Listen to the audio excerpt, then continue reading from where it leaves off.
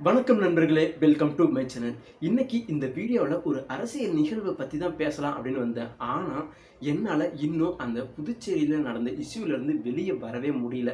இன்னும் சொல்லப்போனால் என்னுடைய மனசில் மட்டும் இல்லைங்க, ஒட்டுமொத்த மக்களுடைய மனசில் இருந்து இந்த ஒரு நிகழ்வு இன்னும் அகலவே இல்லை அப்படின்னு தான் சொல்லணும்.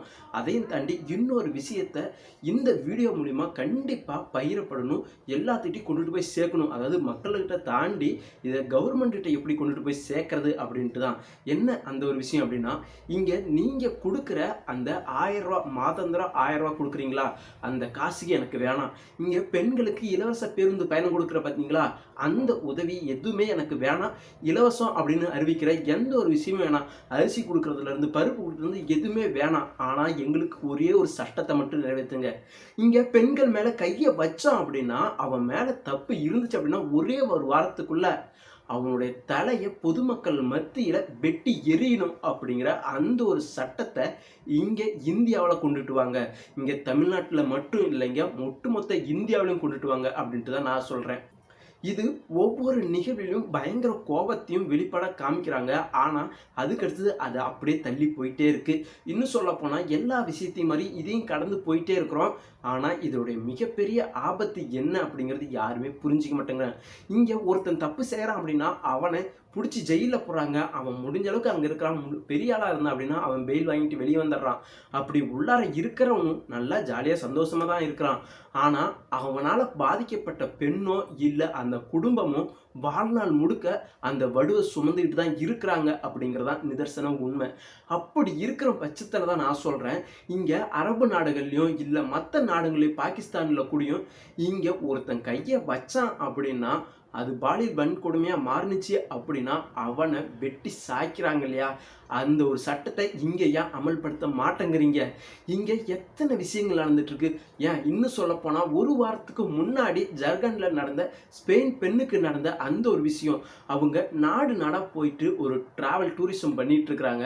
அப்படி பண்ணிட்டு இருக்கிற அந்த ஒரு பெண்ணுக்கு இன்னும் சொல்லப்போனால் தன்னுடைய கணவன் முன்னாடியே ஜார்க்கண்ட் மாநிலத்தில் ஒரு 7 பேர் சேர்ந்து அந்த பொண்ணை அவ்வளோ கொடுமை பண்ணி பாலியல் வன்புணர்வு கொடுமை பண்ணியிருக்கிறாங்க. அவங்களுடைய முகத்தை பார்த்தீங்க அப்படின்னாலே தெரியும், அவ்வளோ அடிபட்டிருக்கு. ஏன் அவங்க ஹஸ்பண்டையும் அடிச்சிருக்கிறாங்க அப்படிங்கிறது நல்லாவே தெரியுது.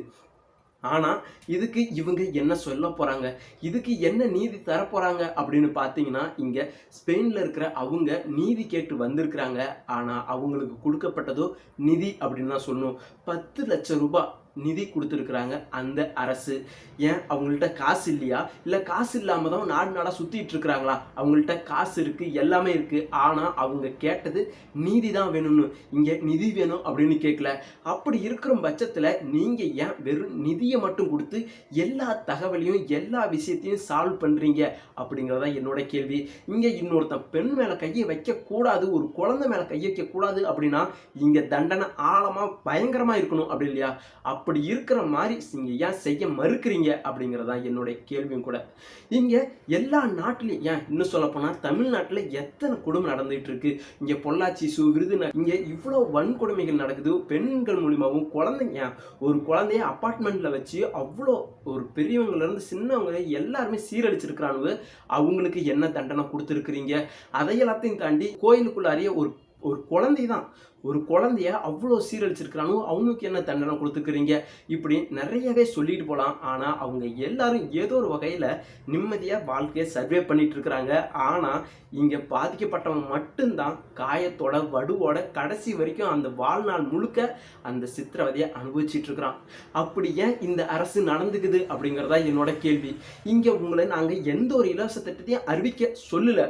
ஆனால் எனக்கு இன்னொரு முக்கியமான விஷயம் என்ன அப்படின்னா, இங்கே பெண்கள் மேலேயோ குழந்தை மேலேயோ கையை வைக்கிறவனுக்கு கடுமையான சட்டம்லாம் இல்லை, மரண தண்டனை கொடுங்க அப்படிங்கிற மாதிரி தான். இங்கே ஏன் மற்ற நாடுகளில் பண்ணுறது, வளர்ந்த நாடுகள் எல்லாம் பண்ணிட்டு இருக்கிறாங்கல்ல, அதை ஏன் இந்த நாட்டில் பண்ணக்கூடாது? இங்கே 1008 விஷயம் பேசிகிட்டு இருக்கிறீங்க, பெண்களை மதிக்கணும், பெண்களை பெரிய கடவுளாக கும்பிடணும் அப்படின்னு. ஆனால் அந்த பொண்ணுக்கு ஒரு அநீதி நடந்துச்சு அப்படின்னா எல்லாரும் வாயை மூடிட்டு நிற்கிறது ஏன் அப்படிங்கிறதான் என்னோட கேள்வியும் கூட. அந்த சிறுமியை உடற்கூராய்வு பண்ண சொன்ன அந்த டாக்டர் என்ன தெரியுமா சொல்லியிருக்கிறாங்க, இங்கே ஒரு நாள் முழுக்க 7 பேர் மாறி மாறி அந்த பொண்ணை சிதைச்சிருக்கிறாங்க அப்படின்னு. இப்படி ஒரு பொண்ணு அப்படிங்கிறது குழந்தை, அந்த குழந்தைய அப்படி பண்ணியிருக்கிறாங்க அப்படிங்கிறப்ப இங்கே அந்த ஊர் மக்கள், அந்த புதுச்சேரியில் இருக்கிற எல்லாருமே அவ்வளோ கோவப்படுறாங்க. ஆனால் கோவப்பட்டு போராட்டம் பண்றவங்க மேல தடியடி நடத்துறாங்களே தவிர இங்க யாரு பாதிக்கப்பட்டானோ அவன் மேல எந்த ஒரு ஆக்ஷனுமே எடுக்கிறாங்க. ஆனா அவனுடைய மூஞ்ச கூட ஏன் மறைச்சி எடுத்துட்டு போறீங்க எல்லாத்தையும் அப்படிங்கிற அந்த ஒரு கேள்வியும் வருது. இப்படி பல கேள்வி, பல கோவங்கள் ஒவ்வொரு முறையும் வந்துட்டு இருக்கு. ஆனா இதுக்கு நிரந்தர தீர்வு அப்படின்ட்டு இந்த அரசு செய்யறதே இல்லை.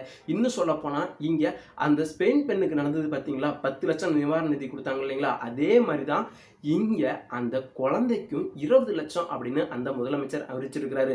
இப்படி எல்லாத்தையும் காசை கொடுத்து சரி பண்ணிடலாம் அப்படின்னு தான் நினைச்சிட்டு இருக்கிறீங்களா? இங்க தமிழ்நாட்டிலையும் சரி, புதுச்சேரியிலும் சரி, ஒட்டுமொத்த இந்தியாவிலுமே கூட இங்க பாலியல் அப்படிங்கிற விஷயம் மணி நேரத்துக்கு எவ்வளவு நடக்குது அப்படின்னு சர்வே எடுத்து பார்த்தீங்கன்னா தெரியும். அப்படி நடக்கிற பாலியல் குற்றங்களுக்கு, அந்த தப்புகளுக்கு ஏன் நீங்க சரியான தண்டனை கொடுக்க மறுக்கிறீங்க அப்படிங்கிறது என்னுடைய கேள்விங்க. இங்கே இந்த கேள்வி உங்களுடைய எல்லா மனசுலையும் இருக்கும்.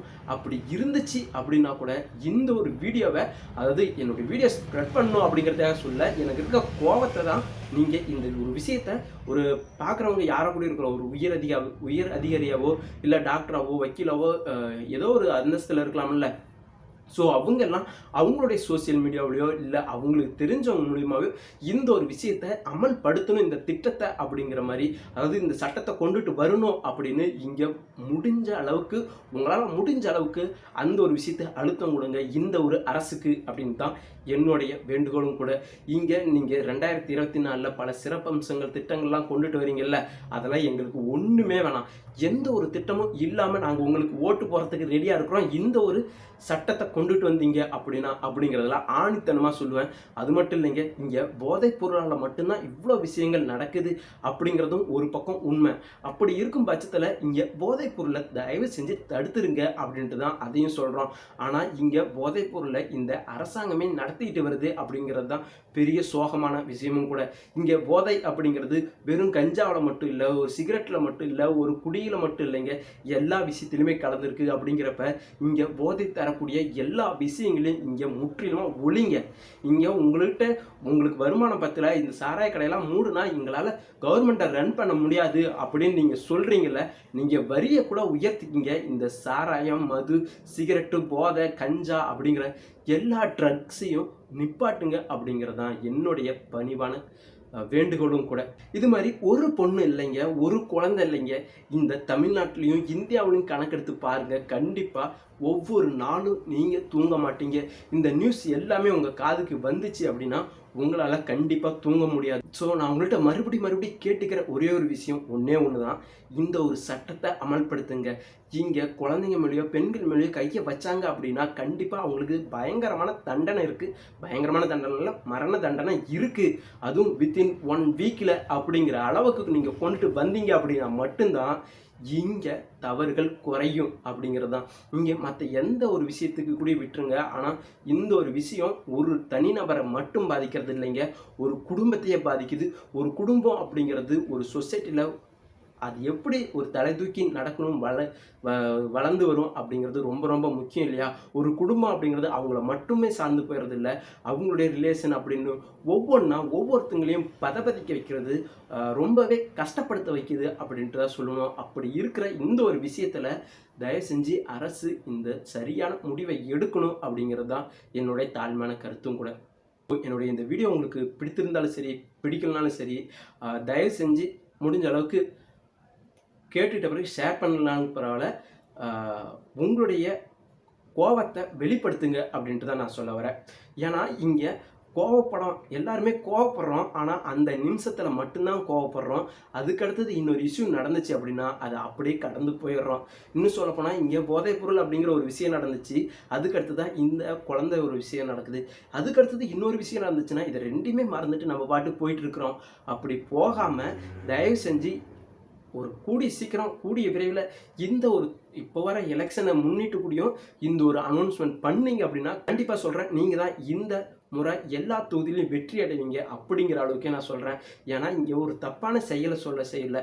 இங்கே நீங்கள் ஓட்டுக்கு காசு கொடுங்க அப்படின்னு கூட சொல்ல. இங்கே ஓட்டுக்கு காசு கொடுக்குறோம் பார்த்தீங்களா, அதை நிப்பாட்டிட்டு நீங்கள் இந்த ஒரு சட்டத்தை அமல்படுத்துனீங்க அப்படின்னு வச்சுங்களேன், கண்டிப்பாக சரி, காசு வாங்காதவன் எதிர்கட்சியில் இருக்கிறவன் வேற மற்ற கட்சியில் எல்லா கட்சியிலும் இருக்கிறவன் எல்லாருமே சேர்ந்து உங்களுக்கு ஓட்டு போடுவோம் அப்படிங்கிறதுல இதில் எந்த ஒரு மாற்று கருத்துமே இல்லை அப்படிங்கிறதான் என்னுடைய கருத்தும் கூட. மறக்காமல் என்னுடைய கருத்தை நீங்கள் உங்களுடைய மனசுக்குள்ளே இருக்கிற அந்த ஆதங்கத்தையும் கருத்தையும் ஸ்ப்ரெட் பண்ணுங்க. முடிஞ்ச அளவுக்கு மேலே தலைமை இடத்துக்கு கொண்டுட்டு போய் சேர்க்குற அளவுக்கு உங்களுடைய கோபத்தையும் ஆதங்கத்தையும் வெளிப்படுத்துங்க அப்படின்ட்டு தான் சொல்கிறேன். நன்றி, வணக்கம்.